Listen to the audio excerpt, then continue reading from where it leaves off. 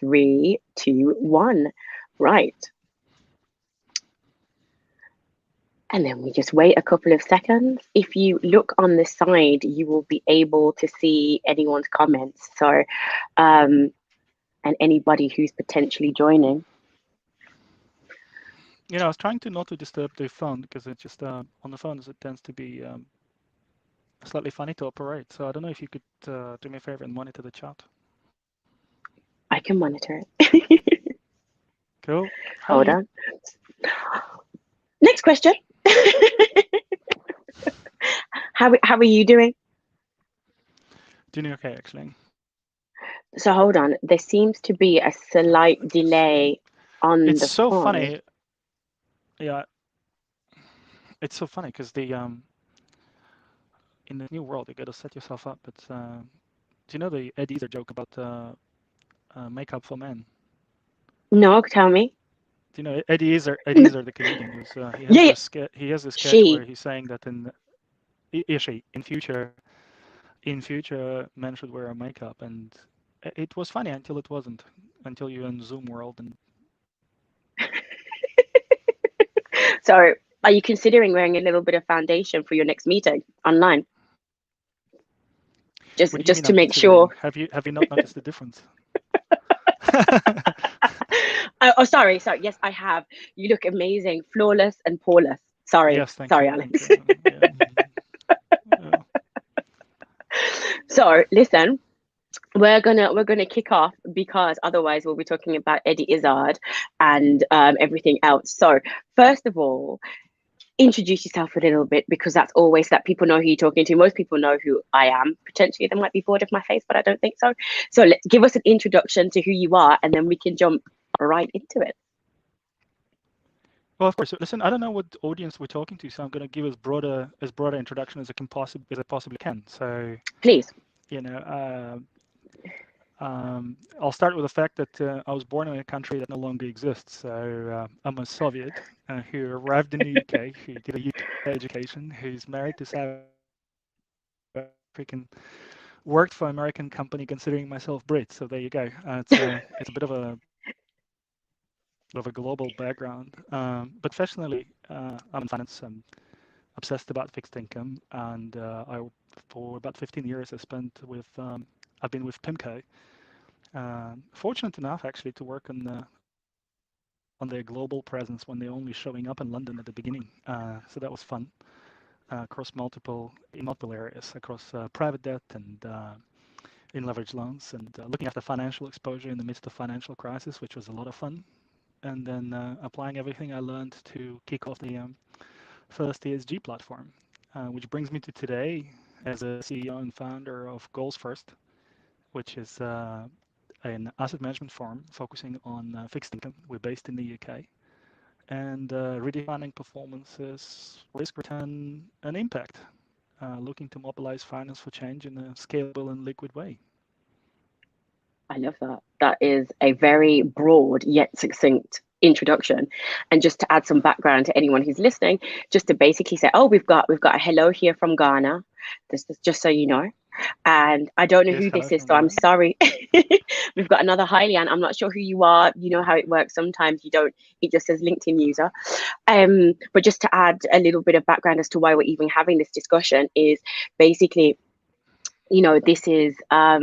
this is really important for me because there are so many of us out there who are choosing to make impact in the world in our own particular way, and it's always important to kind of share the conversation, how we got to that point, how we got to that journey, what made us make a change from what we were doing before to kind of doing what we do today, but also how each one of us, even though you make an impact, it's always interlinked.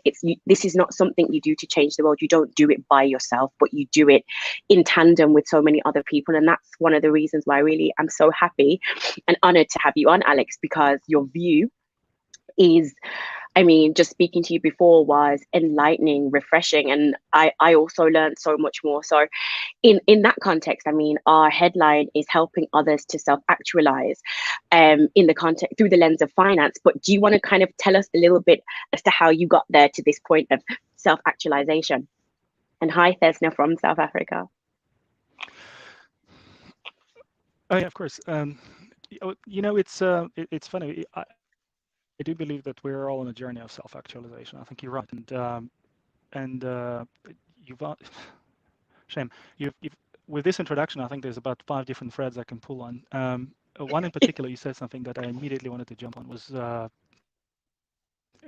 impact and people's obsession to own the impact just the same way we own performance. Mm, And by the way, just before I go on, I got to tell you that probably a warning for everybody listening in on the call that I tend to look at life through the prism of finance. So I'll make it as seamless as as seamless as possible. But the finance thing is imposed so much on us. It's trying to own everything we do and have an ownership because in a capital-driven economy, people follow the property right. So you got to be owning something to be acknowledged for that, even financially. And mm, we tend to carry this mentality into making an impact, into more altruistic calling of us as a human, is to mm, say, I need to own something, I need to control my impact. Well, control is an illusion as a starting point. mhm, Because if you think about universities, and if you look at Cambridge University, it's 800 years old and counting. What is the impact of a university? What is the impact of a teacher? All you can do is be the best you can and for the others, mhm, and let others take it and interpret it for themselves and potentially grow. So the multiplier effect of impact is very, very different, and the ownership of impact is very, very different formula to the ownership of performance. When in performance mhm, and finance, you and I, you'll make $2, I'll make $1, and you'll do better than I. So that's a measure of performance. If we risk adjusted, you could have lost $2 by making $2, and I could have lost 50 cents. All of a sudden, I look a little bit more stable. Impact isn't like that at all, because the whole idea of impact is to create it and give it to others. So you have this multiplier effect. But the second thing I wanted to say is maybe a little bit more to what we've spoken earlier about, and what's driving me personally, and how I've come about to creating goals first itself. And there's this idea that I think I shared with you earlier, that I look at all people, all humans, through the prism of finance, and I split everybody is either fixed income person or an equity person. I explain what that means. So one way, one way of being is where you see a goals first, where you set yourself a goal, and how it works is you see something happening in 5, 10, 15 years, 100 years, whatever that is, mhm, and you see this goal very, very clearly, and you bootstrap the journey back. So once you've seen the mhm, goal and once you've put yourself in that place, you bootstrap your journey back as to what milestones need to happen for you to achieve that goal. So that's mhm, a very fixed income like approach to life, or bondholders or bonds approach to life, because when you borrow money and you need to return 100% of that money at a given date, you need to put a plan in place exactly on how you're going to return that money. And gonna it's, get there. you Right. know, incidentally, it happens to be exactly how you bootstrap a yield curve. Now, the benefits of this approach in life, you tend to be very driven because you know Mhm, exactly where you're going. Once you know exactly where you're going, you're in an execution mode. mhm, The drawback of this, and I've only learned it with time because I thought this approach was perfect, nothing can ever fault it. The mm, drawback is, let's say if you want to make 5% in 5 years, and that means you're going to be making 1% in a year one. All of a sudden, if the luck or the circumstance had afforded you 2, 3%, or 3 or 4 times more than you expected in a year one, the natural reaction from a posture like this is to say, you know what? It's not supposed to be happening. I'm going to be risk averse. So if it's happening better than I expected to me so soon, I'm going to cut my losses because I'm going to lock in the benefits that I'm getting. And right. to me personally, it's a bias for which one would probably need to um, correct, because you're not allowing for surprise to appear in your life. And more importantly, Mhm, sometimes the information that is coming to you through this channel warrants a revision of your goals. right. But if you're so driven and so attached to the goal that you originally created, it's very difficult to course correct and allow for that surprise to come in. So this is where the equity Mhm, folks come in. Equity folks is a much wilder ride. And it's every day. with this assumption, and I'm not saying all equity folks like this. Let's assume it hypothetically. You show up every day, and every day is a new day, and the Hmm. market can go up and the market can go down, and you can lose everything, and you can make a fortune. And then your trick is to find out where exactly you are on a given day, assign a probability of making money versus losing money, and there you go. You're learning as you go. And I used to, I used to underestimate that approach in life because I think people are just drifting when they arrive every day just to find out where they are. They don't know where they're going. They're losing their life. They're losing their time, wasting their time. And it's not true, because I think most of Mm-mm. us, as you said, are on a journey to self-actualization, to self-discovery. And there's no way of knowing that sometimes until you experience people, their individual environments, the circumstances. So there's a lot of informational, very rich informational content that tends to come to you in those moments where you're, eyes wide open, sitting there and collecting information and deciding, am I going to lose the world? Am I going to win the world? A little bit like that. Right. So And so, thinking through this prism, okay. I think it's a good combination. Some people intuitively know where they're going, and then they're just bootstrapping back, and then they tend to be more cautious when surprises show up, and other people don't know where they're going. And if you find a way to balance the two, both Yeah. in finance and in life, I think it's very rewarding. Very hard though, because I all of would. us tend to have this natural inclination. Yeah, and I was going to say to you, you said something super interesting in terms of the fixed income mindset, which is there's like a psychoanalytical theory that matches up to that, that basically says when you are in a position of being risk averse or being cautious, you no longer allow your full creativity to reach its potential because all you're thinking about is holding on to what you have. In the moment that you have a goal, a particular goal, and you think, I'm going to do this at all costs, I want to hit that goal, you allow yourself to be creative, you allow yourself to think out of the box to be able to reach that point. So as you said, that kind of balance, to find that part of being slightly cautious versus being devil may care, is super difficult. It's super difficult in life because you have to think about, how do I want to lead my life? But it's almost like having a big plan, almost saying like, in 10 years time, well, no, forget 10, in 2 years time, I want to achieve this. But maybe once you get in after a year, your goal changes. But it's kind of having that level of flexibility to say, I know how to reassess my goals, I know how to reassess where I'm going, to then be able to steer my path in that direction. Which sometimes when you have that epiphany, for want of a better word, when you have that epiphany within the workplace, it's not always the case that the path you'd like to um, achieve is the path that you can actually reach within the framework of the place you're working.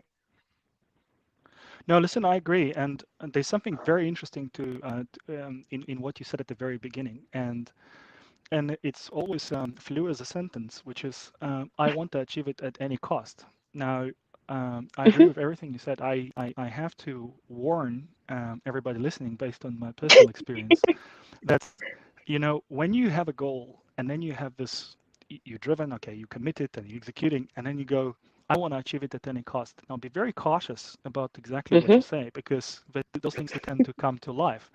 And Right. as a finance professional, when you say, I want to do it at any cost, now what you've just done, you wrote a put option, and an option, I'll explain in the standard terms, in the Lehman terms, what that means is you are foregoing a choice. You are lending a choice at Hmm. any given point in time to somebody else.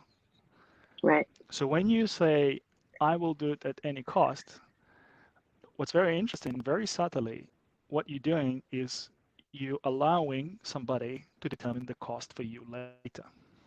Right. And and I can tell you that can sink, it can really sidetrack the journey, because Hmm. you know it's it's specifically when you're making a goal. And the second thing, which I think most people underestimate, and me for sure, is taking the moment to becoming present what the journey will be, and be Hmm. as articulate as you can be about things you want to achieve, and be really tuning in for, in your statement, in your creation, what things are you giving away, what things are you inviting others to decide for you, Oh, Alex, because let's can we because just in the stop? end, yeah, of course. No. Please carry on. But it's just that part. You've opened my eyes again today. This is why I'm so excited to talk to you, because I didn't ever think about it like that. Like, in making a decision, what power are you giving away? Like, please carry on. I'm just like, wow. Let me just have my No, moment. it's Please fine. carry on. It's I'll be honest with you. It's like I had this life experience where I think I mentioned to you I built a platform at PIMCO when I was building ESG, and it was incredibly hard at the time. And going into this, I knew I was very privileged to be in that position. But I remember, as it was today, the creation that I had was that it's gonna be hard. Mm-hmm. I'm gonna go all in. So at the time I was doing financials, I was already had my plate full with a whole bunch of responsibilities. So Mm-hmm. I told my wife that for the next couple of years we're going to have a very little me time or us time, because Right. to pull something like this off, you need to go on a call with Australia, which was like 12 o'clock at night here, and you start with a call in Mm-hmm. Australia, which is about 4 o'clock in the morning. So Mm-hmm. it's all-consuming exercise, and it's no different to any entrepreneurial adventure, which is you gotta Right. warn your spouse. You not warn. You gotta enroll your spouse into taking that journey with you, which is to say, Mm-hmm. listen, we're gonna dive in, and taking a breath would be a luxury. So, but stick Right. with me because it's gonna work out. So okay, so I knew Work it's gonna out. be hard. Yeah, Right. I knew you're gonna have to. I knew you're gonna have to go for it. And the third thing I also knew is that to pull something like this, which is new in any organization, so let's just take my specific organization out of it, at the time, to pull something like this, you'd have to burn quite a lot of political capital, because you would have to use the political capital that you have in doing trades and because over 15 years or any career, so let's make it not specific to me but to anybody, you build up relationship, you build up people listening of you, you Mm-hmm. build up your performance, people expect certain performance of you, and with that comes the political capital, because your words start means something. And you say, okay, to put a new idea in place, I'm going to have to deep into that pocket and take something out of it, because people will not agree maybe immediately.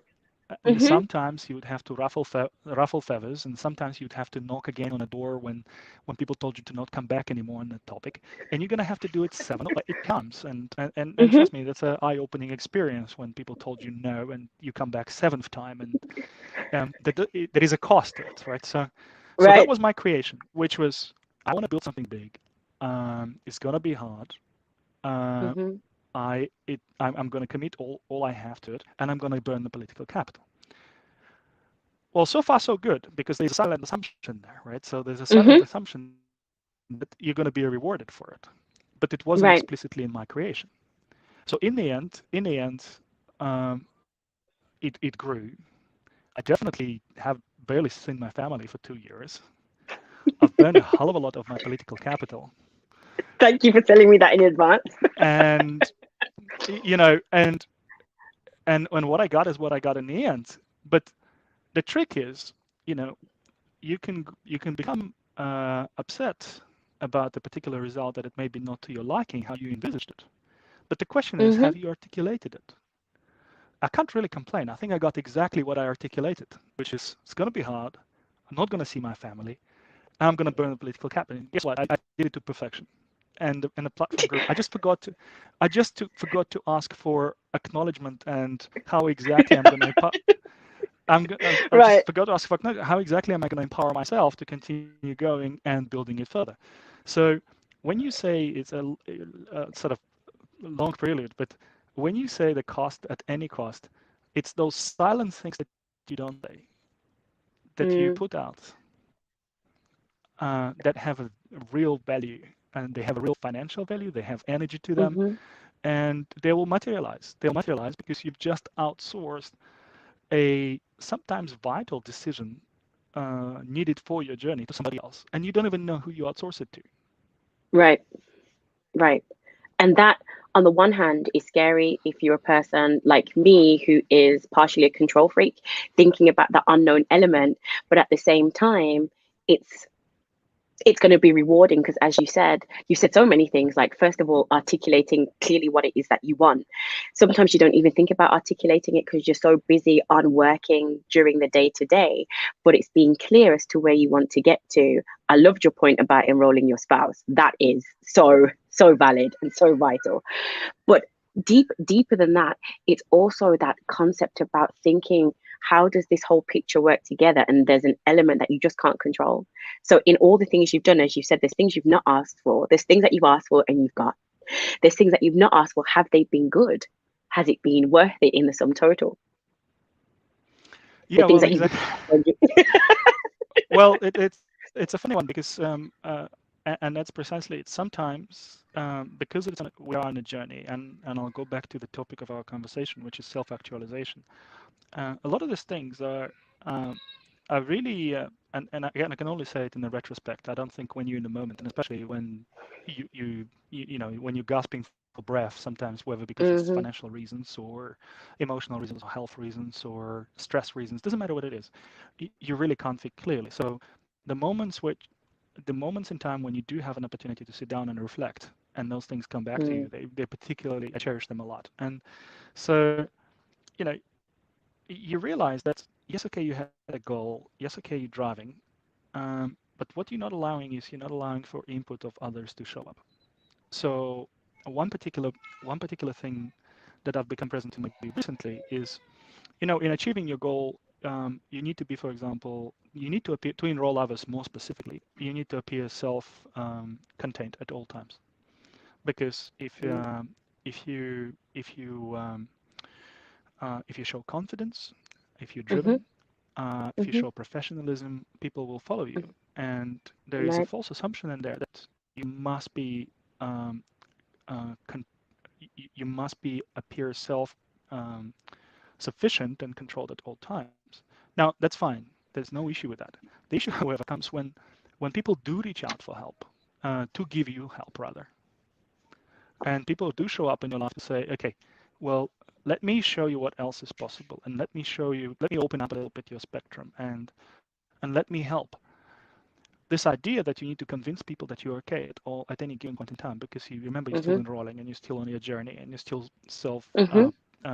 performing, uh, you're quite blind and deaf to people reaching out and opening out with help. And it's only in retrospect that you can look back and recognize and say, okay, what have I missed here?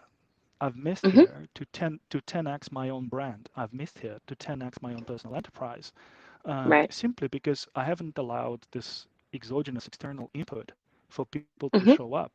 Because for some reason in my drive, I've postponed and put on pause uh, my process of inquiry.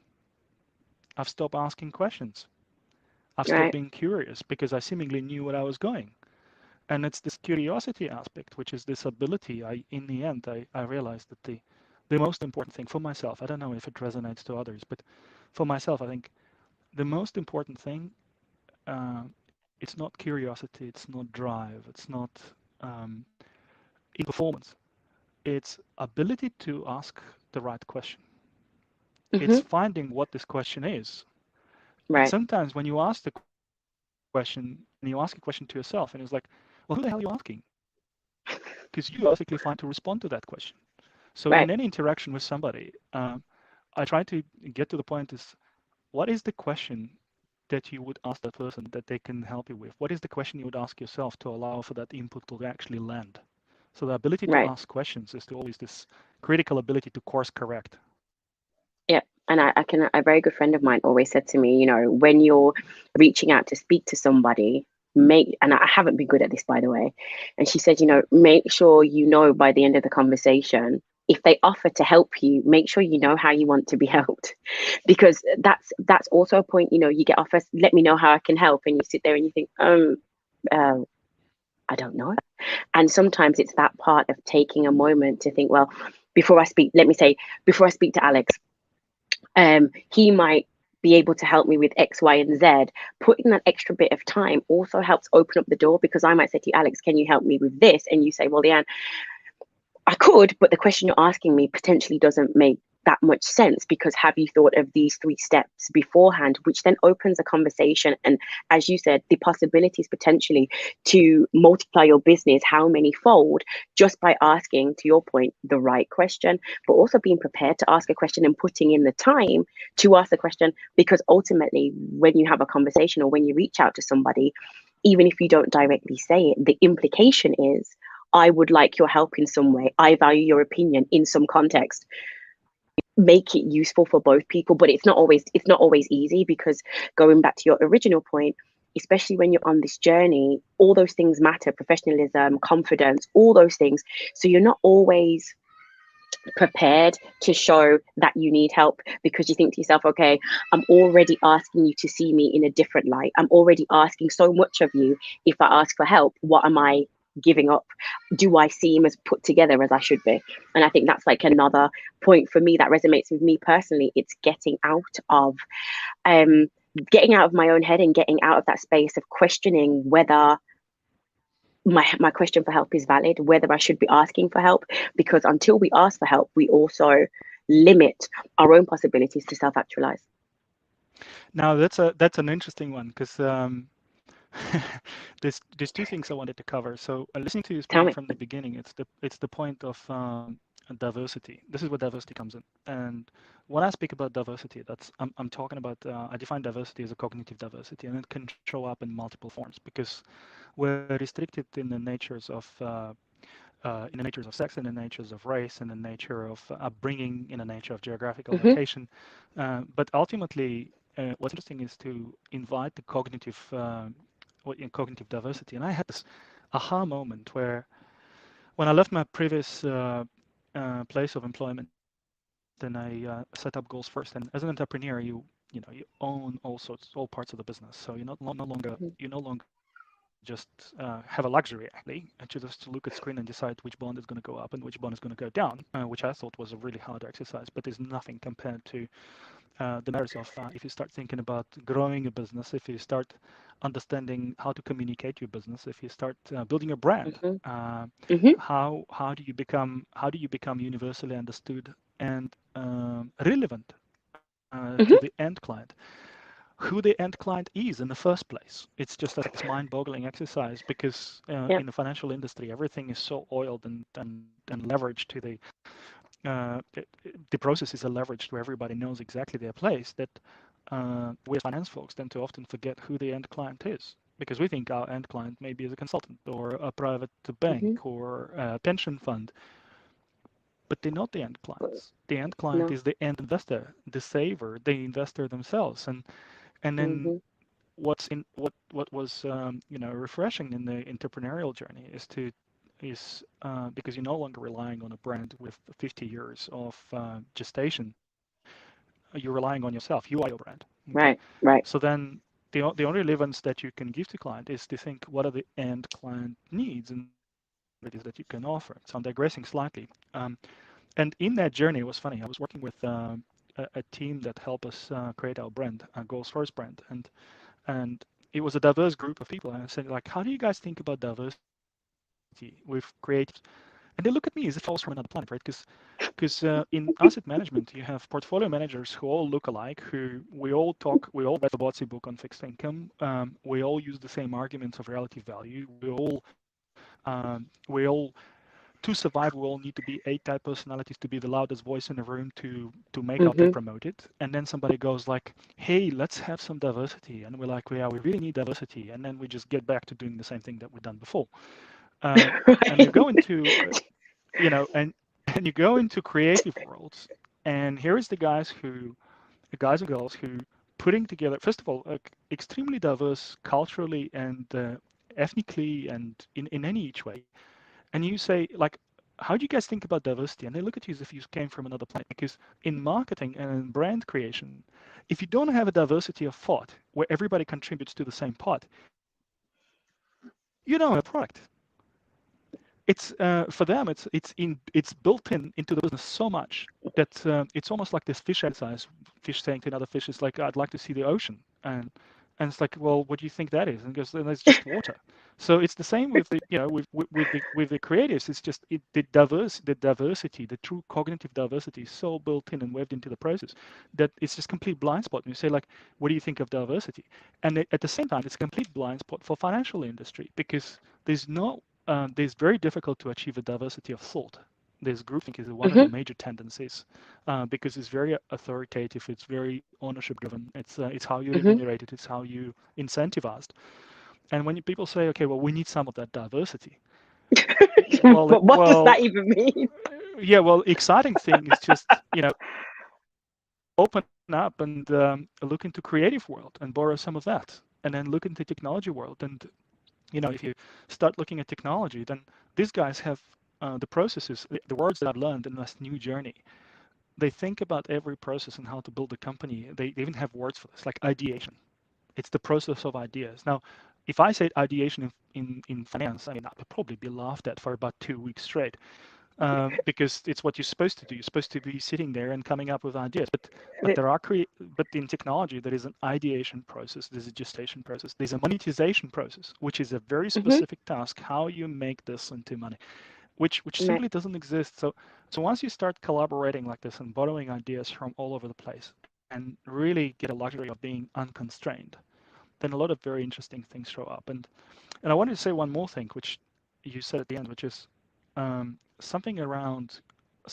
Yeah, I think you said something around not the hesitation, but this care with which you should ask a question. Hmm. And and I'd like to propose a hack, and that's not my hack. It's something that Bill Okay, Gross go used on. to say. It's something that Bill Gross used to say, and he was so spot on. And it's not only he said it, but I think Steve Jobs said it as well, which is I'll give you a Bill Gross's version, which is quickest way to make money is ask. Right. Just ask. And don't overthink it. Just ask. And it is like, would you give me $1 million? Just ask and see what happens. Would you give me coaching? Just ask. Just come up with your question and ask. Don't hold back. Don't overthink it. Just ask. Because this is the cheapest option that you can ever underwrite. You put it out there and see what happens. And you'll be surprised to what happens. Some of my most memorable trades and structures that we've ever compiled at PIMCO under Bill's leadership were really born on this premise of ask. It was a crazy ask, but you'll be surprised more than often those crazy asks just manifested themselves. And if it didn't quite manifest in the way I expected them, they definitely lead to somebody saying, okay, I think it's a bit crazy, but let me see who can help you. So definitely crazy for me, but let me find out if someone in my network who's for whom it's normal. Yeah.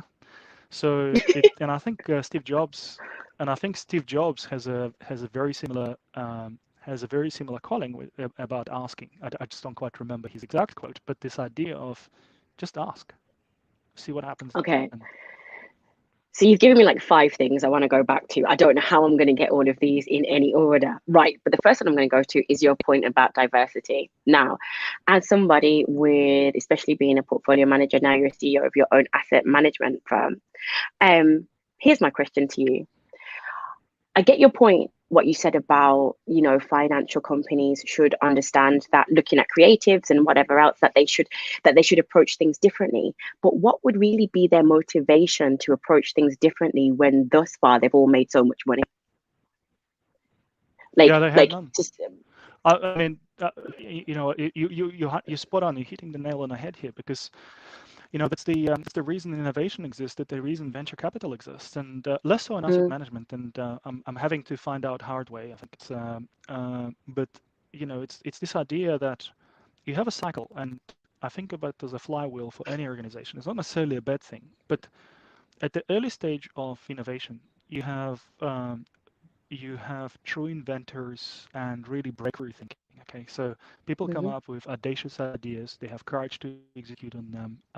It gets done. Some new things get created. If you think about PIMCO, my former company, Bill creating bonds in 1971. I mean, it was built on a very simple idea: bonds can trade. And today it's like, oh, of course they can trade, but not in mm, 1971. In right. 1971, they were kept in a vault, and people were collecting coupons. And taking this debt and socializing this financing model globally, it opened the door for financing of innovative businesses Mhm. and global more broader participation. The other idea, milking with high yield, high yield is in the United States, the less worthy, financially worthy companies were not financed, and milking Mm. came into this and said, okay, well, let's change that. So today, Right. high yield is a large asset class, and we just call it high Mhm. yield. But in the mid 1980s, it wasn't, and we keep going through the same cycle over and over again. Now the trick is though, is once you've created that, Mm. now you're in a situation where you grew into a large company.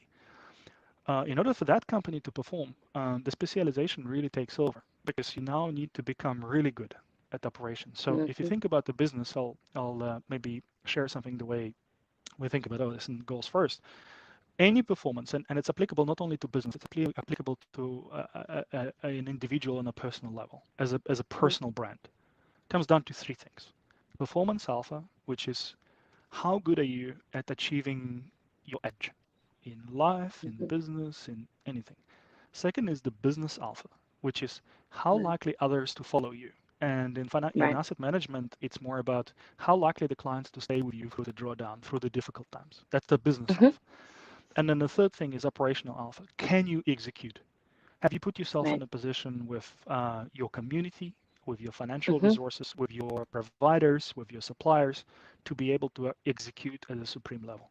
And once you've established the model, once you've proven everybody that you have performance, now people are following Mhm. you from a business side, inevitably operations take over because Right. it's this ability, it's where the extra money is. You're leveraging your effort and it leads to Mhm. maximum specialization. But just like a flywheel, it comes a full circle where the Mhm. world doesn't stay still, the Nope. world continues to innovate, and we are looking at things which directly relevant to this conversation, which have been gestating for 200 years, which is uh, technology and globalization.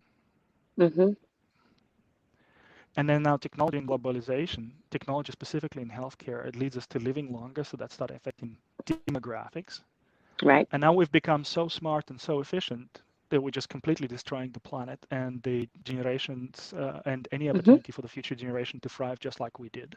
So that comes Right. climate change and depletion of natural resources. So all of a Mhm. sudden the paradigm is shifting, Right. but you have the key players here now who are in operational mode, who are looking specifically at perfecting what they've been doing before because this is what paid, exactly like you said. This is what paid for the last 20 or Right. 30 years. So there you need a Right. skill on a goal. You need to almost go back to the beginning to say, how do I architect a different outcome? How do I architect a different path? And it's not a surprise that it would miss simply large institutions. I think I'll use somebody's I think this quote has been mentioned before. They're just immune. They kill innovation like a cancer cells because Mhm. it just doesn't compute. It doesn't compute, Nope. and it's not necessarily malicious. It's just by its structure. And we've seen it in the 1940s, I think, where Dean of MIT showed up with the US government and said, like, listen, you guys are great, military is great on executing, but give me a budget to think through how to respond to the threat coming out from a Second World War. Ability to think and execute. Mhm. So this is ability of two parts of the brain, the creative part, innovation part, and Right. execution part. They both needed. And unfortunately today, large institutions that would own the execution part and the creative part is in the realm of limited, I would say, today by the Mhm. realm of venture capital, because venture capital tends to follow Right. innovation strictly in the world of maybe technology. But there's a lot of Mhm. areas where one can innovate. But then that goes back to just thinking about everything you've said. I mean, on the one hand, I see like the point should be now where they think, okay, we've been successful, but the world is changing. No, no, no, no, not the world is changing. The world has changed. 2020 has been a significant year. 2020 has been a significant year for many reasons, be it people's heightened awareness about climate change, be it people's heightened awareness about racism. Like, my concern is that a lot of these asset managers think that they have loads of time to decide whether it's worth changing in this direction of being more innovative. I won't use the word diverse, but I mean as in broadening their spectrum as to the types of people they work with. Because if they're thinking, okay, we still want to be the best, we still want to be the most cutting edge, there are more things to think about. People are more socially aware as to if the values of a company align to their own personal values. Maybe not if you're invested in a pension fund and you don't know where they invest, but I think there is a heightened awareness to not having candidates that don't look overwhelmingly middle-aged white male. And I think that's where there So might be missing. And when I say that, I'm not just talking specifically about being black. I'm just talking generally. There is no deviating away from the so-called norm, because we know groupthink works to a certain point. I think, what did they say, is that if you have a homogenous group, it's the quickest way to bring a company to IPO. But after that, if you want the company to succeed, you have to have different types of people for you to be able to propel this company into success on a longer term basis. And I just wonder sometimes when you see that the data's there, the numbers are there, like we don't need another report to say how critical having a diverse group of candidates or having a mixed gender, mixed ethnicity group of candidates is. It just worries me somehow within the financial services that it's still taking so long, even now, seeing where the world is, for these changes to actually happen if they want to be innovative. And I think this is potentially the space where younger, fresher companies have a really, really amazing opportunity, because they have the agility to change, but they have the agility to build a business based upon values, as opposed to this is what we've always done, whilst leveraging leveraging professional background, leveraging their experience, but to do something that's also aligned to making, as our title says, making an impact. yeah, I think I agree. I think in all fairness, though, I have to say that uh, there's a lot of talent and a lot of great structures in financial industry and asset management. So yes, it's a systemic issue, and yes, there are some habits that occurred because financial industry tends to be a well-oiled machine, basically, and Mm-hmm. operates in this operational realm. But there are some really, really strong examples of truly diverse teams and inclusive teams, and they cut across the board. But I'll go back to what you said. I think it's driven by what people target and what companies choose to Mm-hmm. target. And Mm-hmm. the realization that I had in creating Goals First is um, almost pushing the limit a little bit. At the and underneath, I don't think if we start thinking about client as a first principles, is what is the Mm-hmm. value for the end client, irrespective of the number of people that are servicing them, selling them, and Mm-hmm. creating this system. What business are we in, first of all? And I think Mm-hmm. asset management believes today that they're in a business of providing risk-adjusted returns. And it's such a powerful drive that answers pretty much all of your concerns, which is finding it difficult to innovate, finding it difficult because once you're in a world of risk-adjusted returns, then you're driven largely, your personal business is largely driven by the product. So your ability is Mm-hmm. to put together a product that provides best risk-adjusted returns in a Mm-hmm. sustainable or longevity full manner, and hoping to cast a net which will catch as many clients as possible. Mm-hmm. We, I believe we're in a different business. And the business Right. is called helping people to self-actualize, which goes back to the beginning of our conversation, but more Right. specifically, helping people to self-actualize through the means of Mm-hmm. finance. Mm-hmm. And once you have this as an end goal, acknowledging that everybody is on this journey of self-actualization and finding out exactly who they are, then you start seeing the same underlying trends that most investment folks are talking about today, like sustainability, like millennials.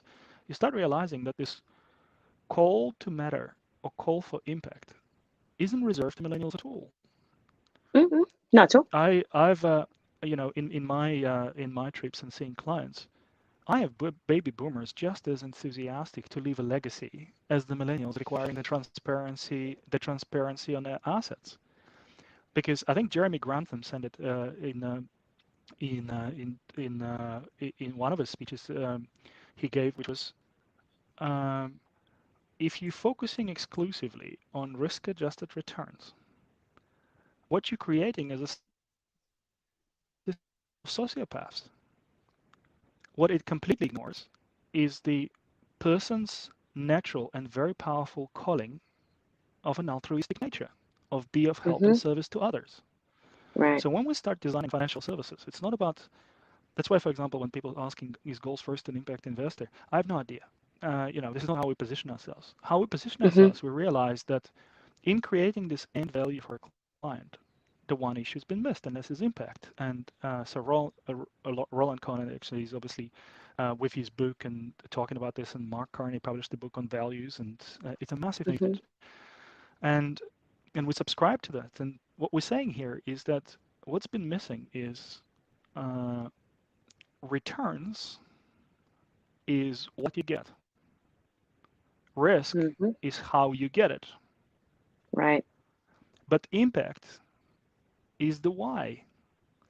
And in the previous world, which is happening even today, people think that risk adjusted returns is the what, the how, and the why, Mm-hmm. which is um, if you explain it to 3-year-old, it's difficult to comprehend. But once you start creating a product which is competitive today, in Mm-hmm. the context of return is what you'll get, risk is Mm-hmm. how you're going to get there, which is allowance for Right. risk. But impact is really why you want to do this, whether it's Right. for yourself or others, or leave a Others. legacy, or create a community, or you know, then all falls into place. Then all of a sudden you realize that actually we don't need a new system. That everything that we need has been written for us 200 years ago by Adam Smith, and more specifically by David Hume, his predecessor, who was talking about political economy and the differences in political economy. He was putting the human first, and then Mm-hmm. studying economic, financial, and social systems around human. And then the Right. nature of economics appeared through Adam Smith's work, and accelerated by the creation of GDP in the 1920s. So what I personally find exciting, and you could probably notice that my passion is finance, and I see the world through the realm of finance, is specifically to say, actually, we have all the means that we need to create a product that is not going to be niche, and to create a process, and to create a new relationship, new connection with a client and with people in between them. It just extrapolated, if you will, outside of the firm and onto interpersonal relations, Mm-hmm. which which is going to be just as competitive, if not more competitive, is going to make an impact in a transparent manner. And Mm-hmm. more importantly, people by doing this are not going to feel foolish that they've done something. They may be feeling like the smartest person in the room, but they haven't made any money comparing to their peers or others. Right. That's not the idea. Everything that we need is possible today. I think the struggle, I don't want to call it a struggle even. It's a choice. It's not even a challenge. It's an active choice that the current industry participants have to do goals first, which is to put a goal and say, what are you doing this for? If Right. risk-adjusted returns is what you're doing this for, um, you you've missed the train, man. Because what you're Yeah. doing is for the end client is a client, and what you got to be doing is for helping people to self-actualize on their journey through the means of finance. And if that truly becomes the case, then you'll find the best means to do it, which is risk, return, and impact in the best possible way through investment Right. process, through product design, through client connection, and through the way you show up for others. Right. And that is a powerful message, because the why has to not be because I want to make money. The why has to be because I want to help others, as you said, to self-actualize. And Or help I think, myself, yeah. yeah, yeah, like Or, it can also or be. help myself. Right, because that is also a part of, I don't believe that that we go on an entrepreneurial journey just for the sake of it, but you do part of it is catharsis, because you've experienced, or you don't like what you've experienced, because you think, not you think, you can do it in a way that is more impactful, but also, as you said, to help others, and to think about your own legacy. But going back to your point quickly about finance being a well-oiled machine, there's no doubt, there's no question about it being well-oiled, no, nothing from my side. But what I will say is, the way in which the system has been built and the way it has become so oiled has been to the detriment of loads of other groups. Let's just say, in my particular case, my whole reason is gender equality in business, gender equality in senior leadership, and specifically in financial services. But that is also underwritten by making sure that Black women are also included in that journey, because the way the machine has been built, over the years, it's been a fight to get women into the top. Yes, there are, of course, signature women that we can always talk about, and there are amazing women, that also amazing Black women that we can also talk about, to Sunda Duckett, etc., etc. But the point for me is that, as well oiled as it is, it's still not accepting the brevity of talent that is out there. And that's why, for me, there still needs to be a shift, not just in the way the machine works, but also its view on how it views female talent, and additionally how it views Black female talent, to really propel this industry into the next generation. Because I personally believe that, as you said, if your why isn't about impact and your why is still focused on believing that groupthink is the only way, I don't see how that's going to have longevity, no matter how well oiled the machine is. Because, as you said, to your No, point, listen, yeah, it's not just for me. It's like, sorry. it's not just, I'm agreeing with you. I'm just saying, it's not just, we see that, right? It's not just millennials that want change. It's not just Gen Z that want change. There are, as you said, loads of baby boomers. There are loads of people that want change. In many cases, they don't know how to get to change, or they don't know that there are others like yourself, like myself, doing something different to try and I'm not going to use the word fair in that sense. I'm going to say, to try and put a spotlight on a different angle that still is as competitive as anything that they've been doing for the past 30 years, but taking into consideration that the world has changed and and continues to change. No, I agree with you. Listen, I think we live in exciting times, and you touched on two issues there that I want to cover. First is the issue of race, and second is the issue of gender. Yeah, I'm and just going to put that comment I up there so gotta, you can have see that as well. yeah, I gotta tell you. So first of all, the issue of race is more specifically how it was introduced and created by humans is despicable, and I think there's such a Mm-hmm. collective body pain, and that has been created in the last 500 to 600 years, for which Mm-hmm. personally I think any white folks, including myself, can just take a step, regardless whether they're involved, regardless of their view, regardless how they enlightened they are, and take a moment and apologize. Just apologize collectively for what has been created in the last 600 years. So but it's a very collective body of pain that we as a society together need to go through and just weed out of the system altogether. The second issue is the issue of gender, more specifically Mm-hmm. towards women. Now that's been going on for more than thousands of years, and this is where I think anybody uh, who is a man or who is identifying themselves as a man can just take a pause and apologize. Just apologize for thousands and thousands and thousands and thousands of years of that creation.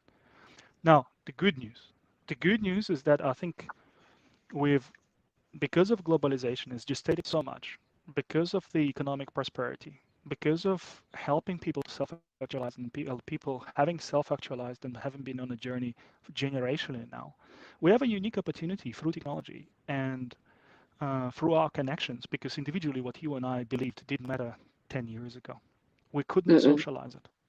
Right now, No. we're socializing it across the board. So the transmission mechanism allowing us to actually to share those experiences and to propel an idea and a thought, a framework, a lot more than it Mm. was in the past.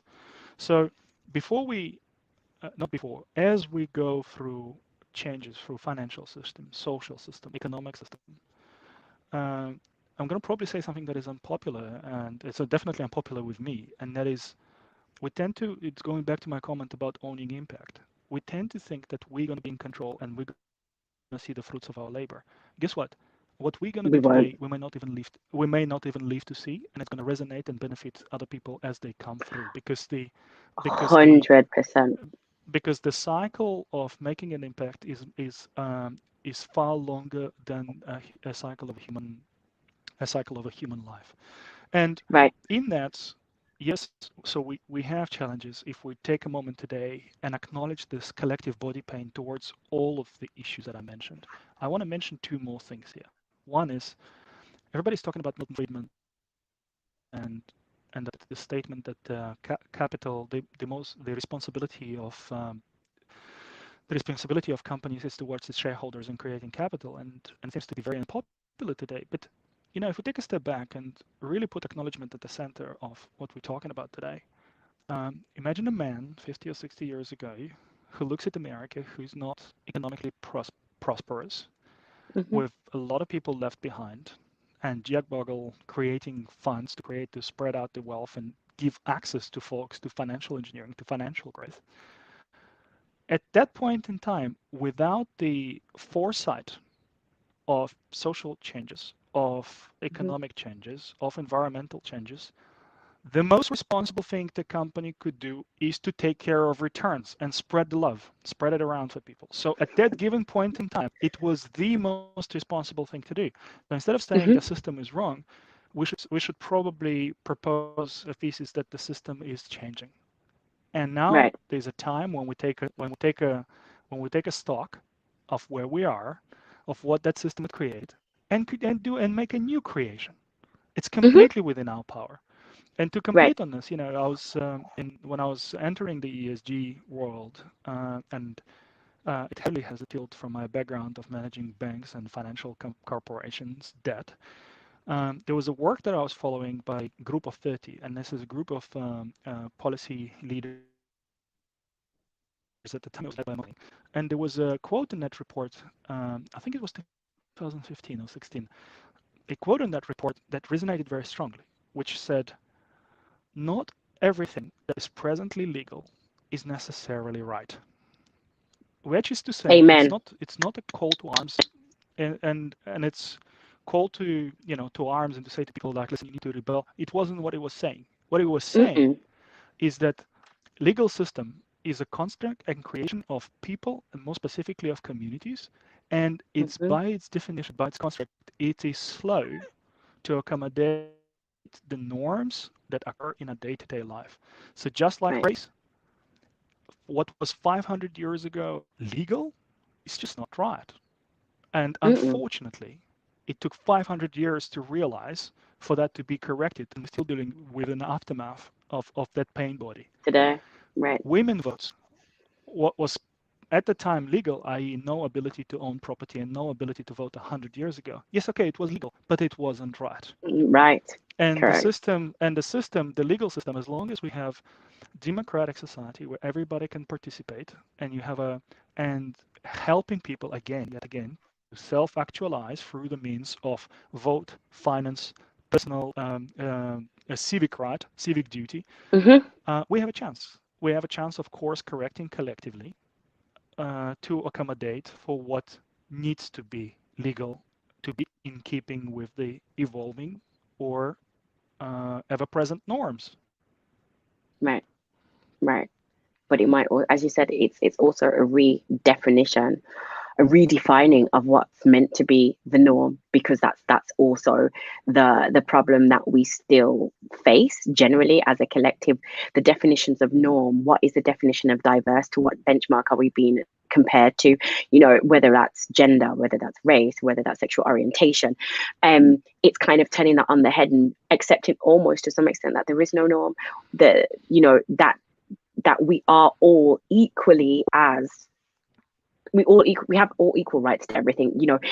Obviously there's that part that talks about intelligence and where you go to study and all that kind of stuff that comes later, but fundamentally in terms of access, we should all be able to have access to the same things. What we make of it depends upon our individual abilities. That's something else, and I think that's like a another conversation. But the access part for me No, 100%. Yeah, is 100% the is agree the on the is the access. key. And I have to say, I maybe share with you in the group a little hack that I have, and this is one of the rules in Goals First, which is in creating norms. How do you create a norm? And for us, it's stay away from adjectives. Mm, Use verbs and nouns to determine what you want, because adjectives are very imprecise in nature, and they use they have an emotional kick to them. They speak to you on an emotional level. Something's bad, something good, something's right, something's wrong. Um, if you can't explain of in words, in nouns and verbs, what it is that you're targeting and how you're going to do it, you probably have no Mm-hmm. idea what you're setting up.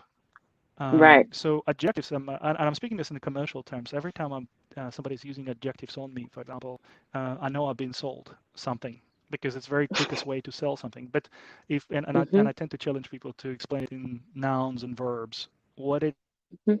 is that you want and how we're going to get there. What do we need to do to get there? Liana, I noticed Right. there are some questions. I can't unfortunately see it on my Oh, you can't. on my These. screen. Sorry. So there's some comments. So that's from Petra. Say thank you, Alex, for your review, especially of race and gender. We had Jordana. Thank you. She said, I live in Ohio, the United States. Self-actualization is important no matter where you live. Absolutely. In some places, there are constructs in place to hamper upward mobility. It will take determination. And I agree that wanting to help others is a strong motivation. Oh, Definitely. wonderful. That's brilliant. Thank you for that. No, it's true. And I think there's that level of I think there's two parts though. I think anytime you take a journey, which is, I have to use the word norm in that sense, is something that's taking you away from the norm. They have, when you talked about it being hard at the very beginning of our conversation, you referenced, there were certain things that you knew at the beginning that was going to be hard. And for me, one of the things that I've realized, and I knew this before, which is there's different types of it being hard. It might be, physically exhausting, but the other point is that not everybody wants to make the same changes or wants to see the same change that I want to see. And that's like another point. It's how do you, like, keeping your energy, keeping focused, and putting your energy in a direction that makes sense. So if somebody fundamentally, for me, doesn't believe that gender equality has a place in the workplace, and fundamentally believes that, of the group of women, Black women don't have any extra issues for sitting at that particular intersection, then I know that that person's not for me. So it's also learning that it's going to be difficult, but also understanding where to cut your losses and where to put your energy in, because I don't need to convert everybody to believe what I believe just because I feel that this is my, I feel that this is my what, not feel that because this is my why, but rather accepting that you meet people where they stand, and some people just aren't they're not in my group of people to help.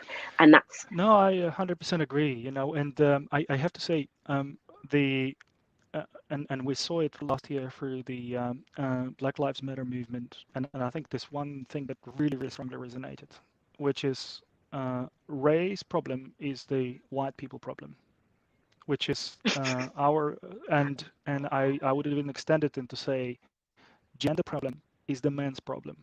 But Mhm. I can tell you now that it's on demand, and I'll speak for example for race because it's for gender because it's I've done quite a lot of research on this, and that is, you know the promotion of gender equality and in the workspace, not only on a junior level but on a senior level. Mhm. Men should be the first one to jump on it, because if you look at the statistic over the last 20 years, 30 years in the United States of enrollment and completing of tertiary education, the percentage of women went from the split was from 40-60 towards men, 60% towards men. Today it's 60% women, 40% men.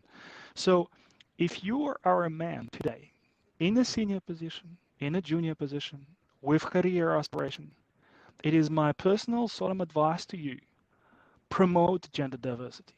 Even if you don't feel Mhm. like it, promote gender diversity, gender equality specifically, because the Mhm. numbers today are not stuck up in your favor anyway.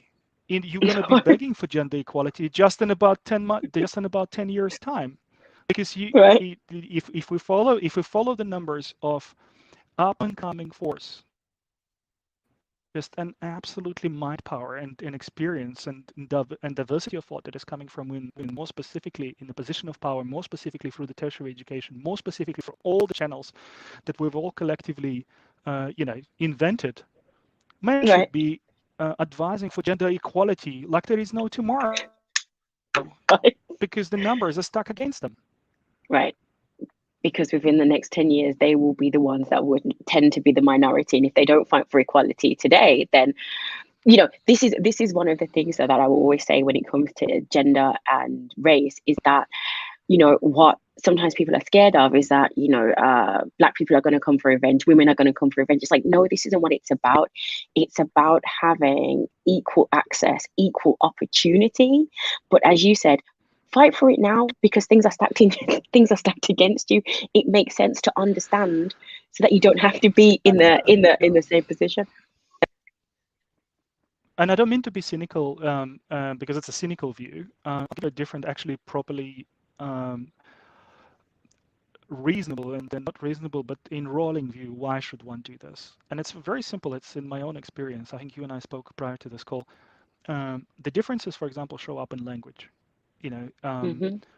for example, I've mentioned to you that in Russian language there is no one word for compassion that means quite the same thing that it is in English. And guess what? It Hmm. doesn't quite feel the same.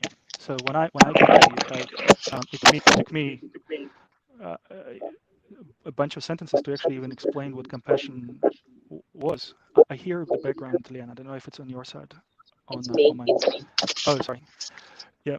Um, and so they even allowing for diversity coming from people with different languages.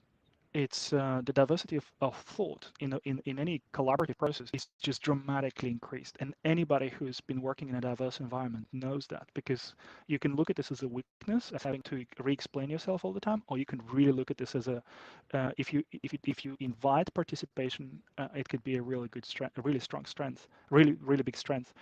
And the same goes for gender and race, because the strength is in this pain body that has been created over years. I mean, women being more accommodative. It's for any man and woman being in a boardroom or being in some sort of negotiation, who've been in those situations, would tell you just how different the styles are, how different the styles are to the outcome, to promoting a collective outcome. So I think what I personally enjoy is going back to the first principles, which is what makes sense, what makes sense to an outcome, what are we actually solving for. And then once you're in that realm, the conversation about diversity is a natural step that you should have taken some time ago. Natural step that you should be accommodating immediately. It's commercially viable term. It's and it takes a little bit of a discipline of implementing. 100% agreed. But I think you do yourself a disservice to your own I hate the word enlightenment, but I can't think of a better one. You do a disservice to your own level of enlightenment, because for you that's a logical step if you look from the outcome and you build backwards. But for a lot of people, and we know the facts are there, they don't think about it like that. They think about automatically the comfort of having people around them who look like them. That's just where it is. And to your other point, in order to do something different, it does take active practice. It takes active practice. It's not going to happen by itself. And I think this is the part where, especially when you're seeing, like for me anyway, like a lot of the posts that I'm seeing is talking about in general about diversity. That's great. But the other part is accepting that when you have mixed gender, mixed ethnicity groups, the reality is it will be very difficult at the beginning having all these different people with the outcome's always going to be better, but there is definitely going to be friction and pain in the immediate part of it. And I think that's the part of when you're trying to achieve something different, understanding the outcome will be better, but the process to getting there might just be a lot harder. But that's that's par for the course. I And that's agree. what people sometimes don't accept. It's like, okay, well, now that we've got this team, or now that I'm only looking at, making a change in the world, it's all going to be easy. It's not. It doesn't take out any of the difficulty. In fact, in many cases, it increases the difficulty when you decide to do something that is not on the path that everybody else, what do they call it? The road less trodden, the narrow route. That's the one that's more difficult to go down. Absolutely. Well, this is where you enroll people and look for cues, and I agree. And it's if that can be compared to a journey of entrepreneur, take it from me. It's a nerve-wracking every day. So, but in the end, when you look at this and say, is this the thing that I really want to do? And if that's what drives you, then that's great. Yeah. But you know something, I think like we've gone over time, but this is not a bad thing, because there was still like a few other points that I didn't bring up, and I'm like, okay, I'm going to have to save that for another time because I still have loads of questions. But it has been genuinely so good. I mean, just like last week when I was talking to Pierre Eve, I'm known for talking a lot. But these past 2 weeks with you guys, I've listened more than I've talked, which is always a good sign. It really was a powerful conversation. And no, you really made me think, especially about this part about deciding, or about how you're giving away power when you make a decision and articulating what it is you really want. That's kind of something that's really stuck with me, articulating what the goal is, but also like you think about outcomes and you do, but you don't necessarily articulate it in that way. And I also like your hack about not using adjectives. That was for me like another powerful one. I mean, I could just re-summarize the whole chat, to be fair, and be like, this is all the stuff I've taken away. So I won't bore anybody with my review. But where can everyone find you? You're on LinkedIn in case they want to reach out to connect, both business-wise and personally. Is there anywhere else? Absolutely, we're on LinkedIn. We're on LinkedIn. No, mainly LinkedIn, actually. We're still trying to understand how the rest of the platforms work and make a distinction between a personal brand and a goals first. And you'll probably relate when you create your company. It's very difficult in your head to separate yourself from your company. So I'm a living embodiment of goals first. So for that reason, LinkedIn is by far our most sort of populated and active platform. But I encourage people to reach out. I will tell you a secret. I actually do have two separate things. So I have www.liammaya.com, and then I also have lmayaconsulting.com to keep them separate yet combined. But somehow one takes over. Yeah, thanks for reminding me this. Obviously, we have our website, which is goalsfirstim.com. So this is where people can high level understand what we in the world of, and if we don't look like a financial company, it's the intent. We were not building to look like a financial company. We genuinely believe we're in the business of self-actualization and helping people to self-actualize through finance. So if you are on this website, get in touch, and if you feel like giving us a feedback, we'd really appreciate that too. Yeah, please do. Everyone, please reach out to Alex. I'm going to post afterwards so you can find him, but he's also in the invite. Please reach out to him. Yeah, I think I need you back because there's just more to say. So don't you go anywhere, Alex. But thank you, everyone, for your time, for joining. And we will be back soon. Bye. Thanks, Leanne. My pleasure.